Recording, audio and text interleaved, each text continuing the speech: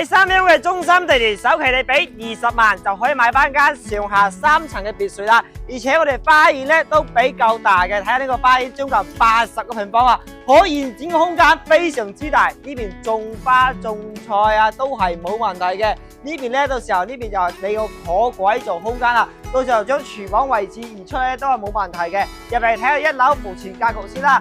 一樓目前咧係餐客廳睇嘅，呢個採光面咧係非常之好，因為係南向嘅，到時候咧可以做個落地玻璃窗，飄出嚟非常之舒服啦。嗰邊咧就係我哋嘅餐廳位置，旁邊咧就係我哋洗手間啦，同埋我哋廚房位置啦，都係非常之好用嘅。而家我哋上到2樓啦，2樓係做咗2個房嘅，一個衞生間，到時咧可以改做2個套間嘅。睇下呢個就係我哋衞生間位置啦，睇下呢個空間係咪非常之闊落啊？將近15個平方啦，到時候呢間房嘅洗手間咧就可以移出陽台呢個位置啦。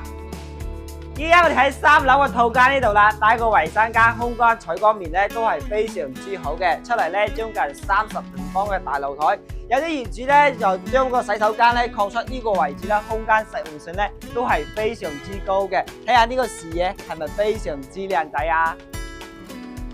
呢套單位咧建築面積咧係105方嘅，上下總共有3層。依家首期咧20萬，月供咧大概都係4000多蚊就可以擁有呢套上下3層嘅別墅啦。而且實用空間、擴展空間非常之大，使用空面積咧可以將近200方嘅。所以咧你最近咧想揾間細細地嘅別墅，使用面積要大嘅呢套單位咧，一定要過嚟現場睇睇啦。睇樓記得揾大福。